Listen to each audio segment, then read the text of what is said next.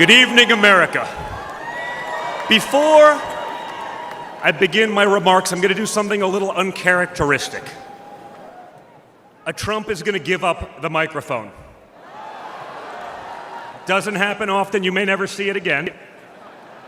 But I got a call on Monday morning from a young lady who said, "Dad, I want to speak at the RNC."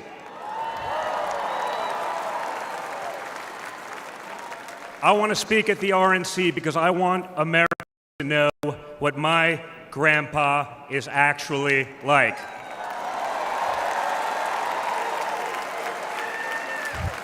So for the first time ever on a stage, first time ever giving a speech, I want to bring out my eldest daughter and the eldest granddaughter of the President of the United States, your favorite president, Kai Madison Trump.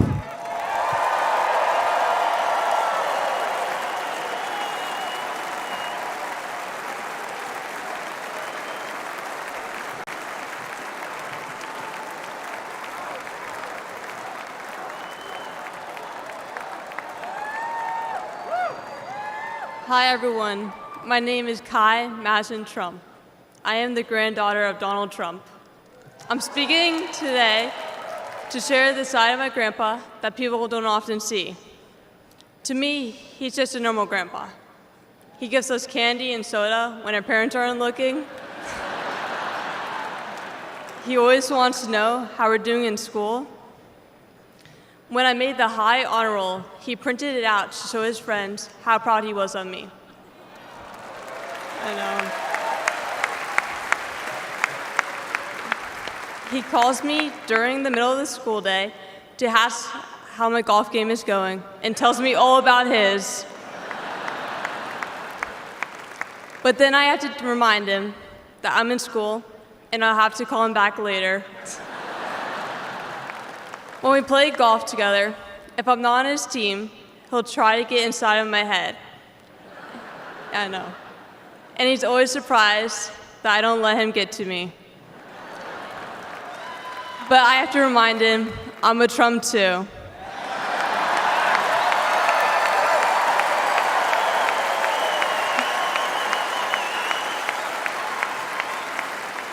Even when he's going through all these court cases, he always asks me how I'm doing.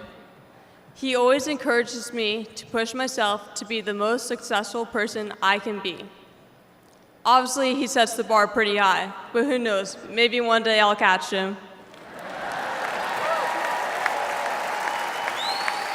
On Saturday, I was shocked when I heard that he has been shot, and I just wanted to know if he was okay. It was heartbreaking that someone would do that to another person. A lot of people have put my grandpa through hell, and he's still standing.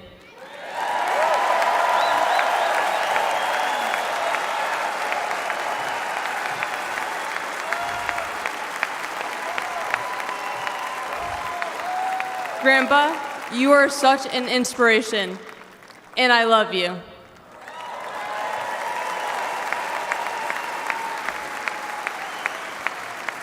The media makes my grandpa seem like a different person, but I know him for who he is.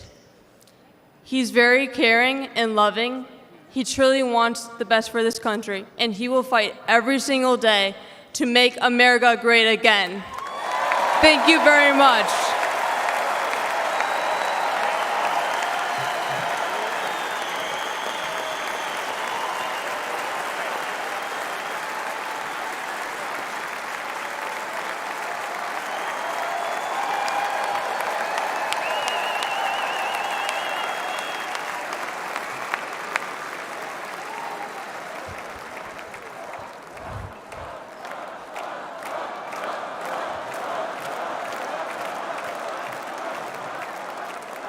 A lot of proud moments this week from my family.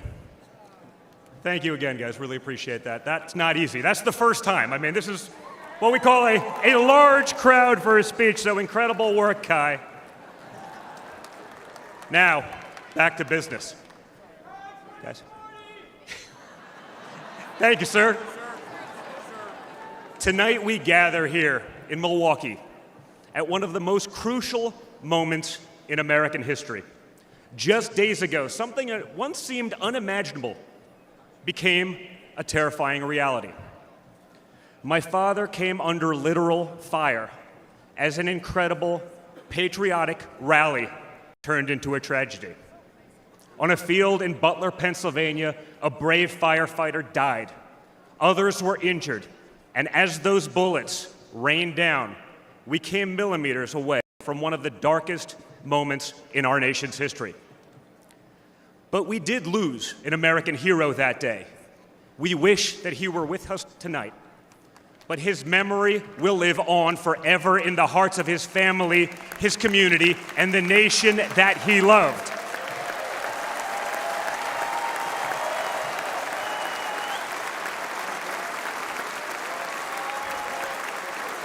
So I would like to take just a moment tonight to express our gratitude for the life and service of American hero Corey Comparator.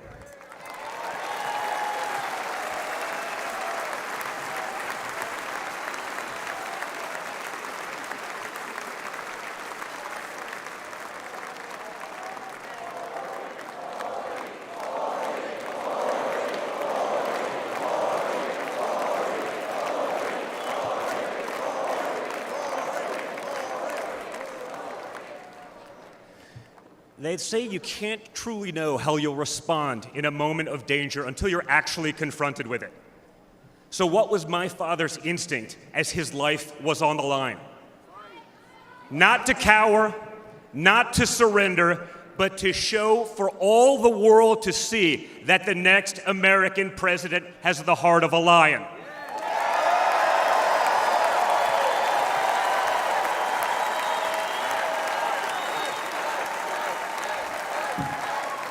That the next American president has the courage to put the American people first once again. And in that moment, my father didn't just show his character, he showed America's character. When he stood up with blood on his face and the flag at his back, the world saw a spirit that could never be broken.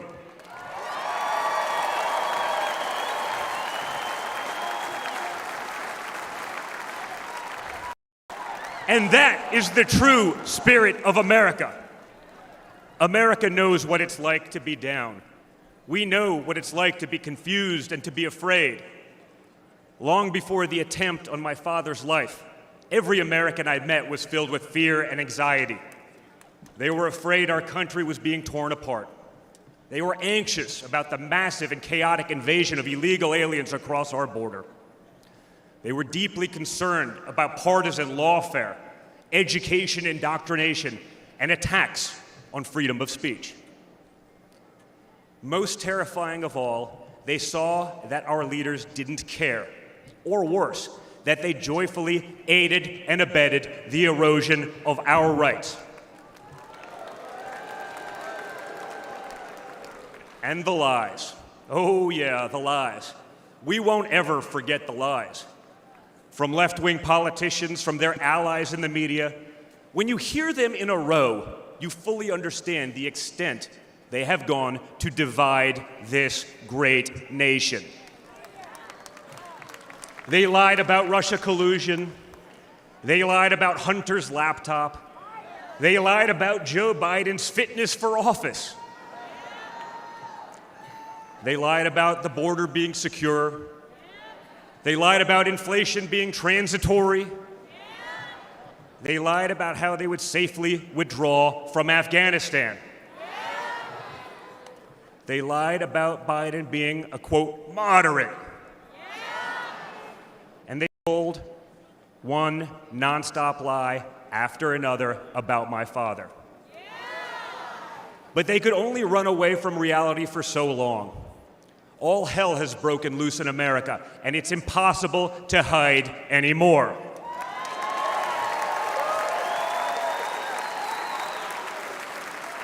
Remember Build Back Better? Instead, we got broke, bumbling Biden. Nothing is built, nothing is back, and nothing is better. Bridges are collapsing, our credibility is crumbling, and our money is worth less and less every single day. It was just one giant bait and switch, and normal Americans are the ones left holding the bag. Housing costs, gasoline prices, grocery bills just keep going up. Wave after wave of illegal aliens, deadly drugs keep pouring across our border.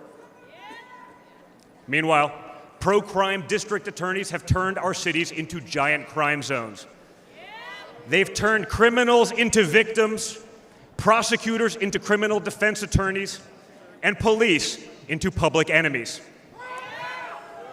Left-wing activists are pretending to be educators, teaching our kids that there are 57 genders, but they can't even define what a woman is. On one hand, they think free speech protects their right to expose your children to explicit drag shows. On the other hand, they want to put you in jail for making a meme. It's like the entire world has been turned upside down. Does any of this sound like a country that's going in the right direction? And honestly, who is actually running the country anyway?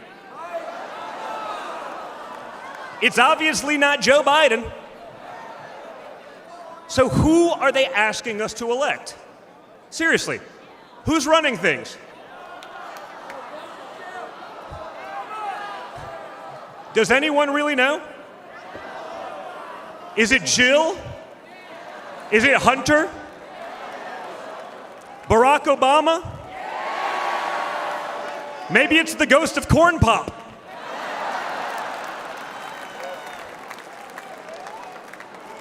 Whoever is running the show, the only thing they are effective at is persecuting my father. They twisted, contorted, and corrupted the criminal code to turn bookkeeping errors into felonies. They concocted new legal theories out of thin air. They imposed gag orders on my father because the last thing a defendant should be able to do is defend himself, right? They punished him for merely speaking the truth. They say they hate Vladimir Putin, but it sure seems like they've spent a lot of time copying his playbook.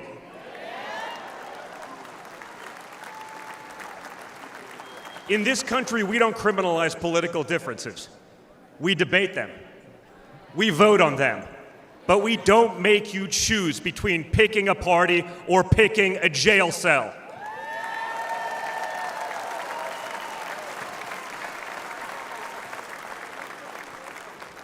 There was a time when the Democrats really wanted what was best for America, even if they had a different way of getting there. It was the party of Franklin Roosevelt, John F. Kennedy, Martin Luther King Jr. You may have disagreed with that party, but at least you could respect it. But this new extreme Democrat Party, they want us to somehow believe that the only way forward is going backwards, where hiring decisions are based solely on race, where justice is only for those with the right opinions, where streets are a luxury only for the elite, where economic opportunity exists only when you know the right people. Right now, the America we all grew up with, the America that we love, feels like an old photograph where you sit down with your children and tell them what life used to be like. You look back at that America and remember a country that was confident and proud, an America that knew who it was and what it stood for. And it could all feel like a distant memory. Somewhere along the way we stumbled. Somewhere along the way we lost ourselves. But we can't live on nostalgia. Yes, America was great, but our greatest days are yet to come.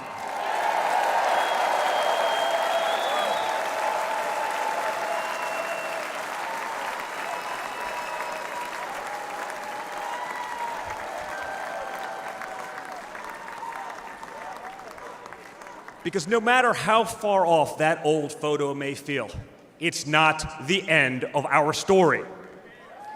We're like that man who stood on that platform and felt the bullet pierce his flesh just days ago in Pennsylvania. He may have moved to the ground, but he stood back up.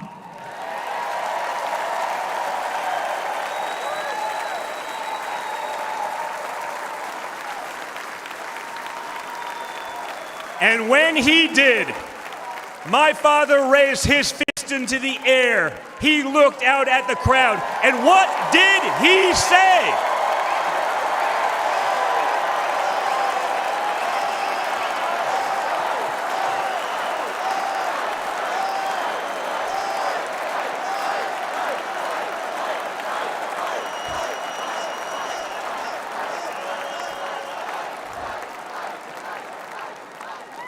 And we will fight. We will fight. We will fight with our voices. We will fight with our ideas. And on November 5th, we will fight with our vote.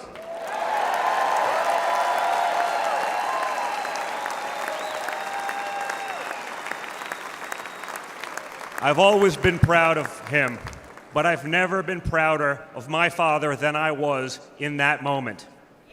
That's when the world found out that there is tough, and then there's Trump tough.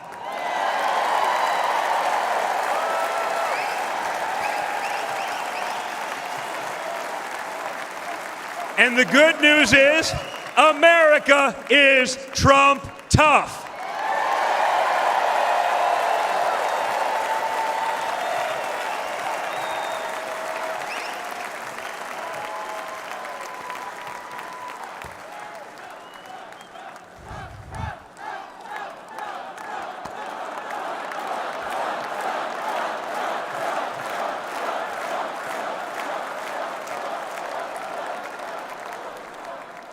In 1912, more than a century ago, another legendary Republican president came right here to Milwaukee. At a political rally less than 1 mile from where we stand tonight, Teddy Roosevelt was struck by a would-be assassin's bullet. But he didn't quit either. He finished his speech and he kept fighting.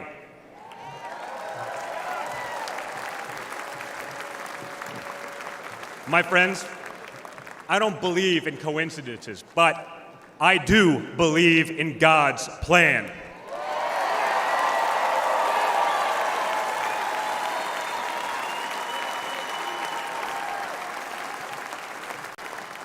Today, Teddy Roosevelt's man in the arena has a name, and it's Donald J. Trump.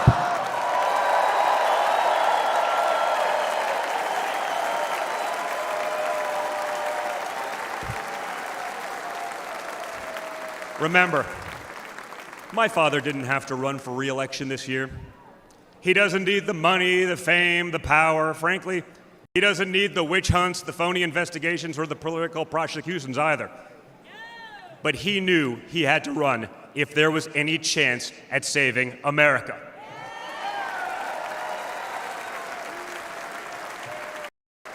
He's not doing it for himself.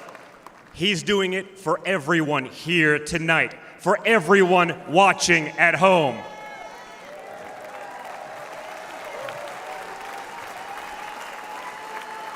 No matter who you are, you can be a part of this movement to make America great again.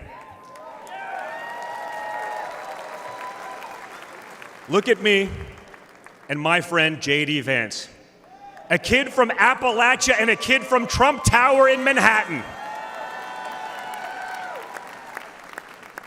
We grew up worlds apart, yet now we're both fighting side by side to save the country we love. And by the way, J.D. Vance is going to make one hell of a vice president.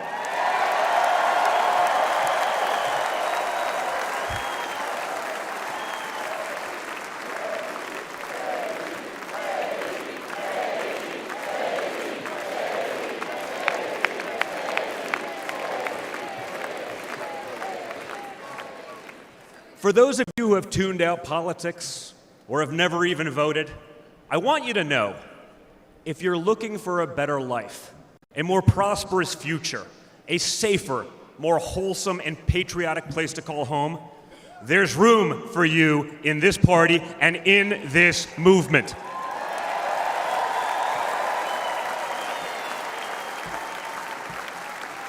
In fact, you're the ones who matter most of all. My father has always said that the people he gets along with best are the people who really work for a living.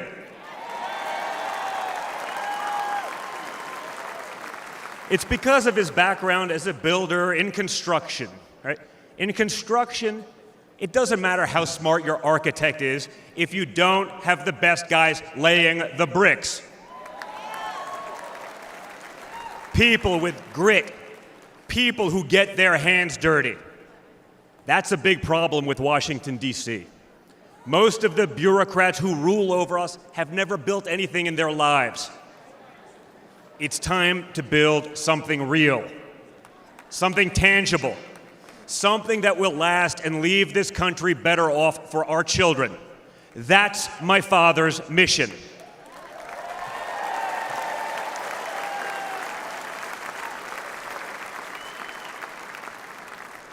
This November, we have a choice. It's a choice between one team that wants to build this country up and another that wants to tear this country down. It's a choice between people who are proud of America and people who are ashamed of America. And ultimately, it's a choice between America last and America first.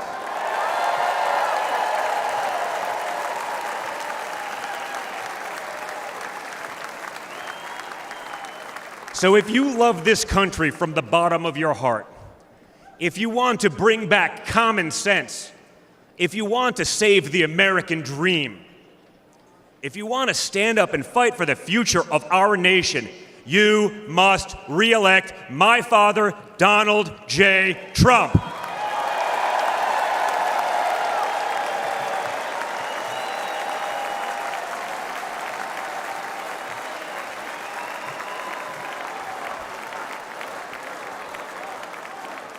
Together, we will make America great once again.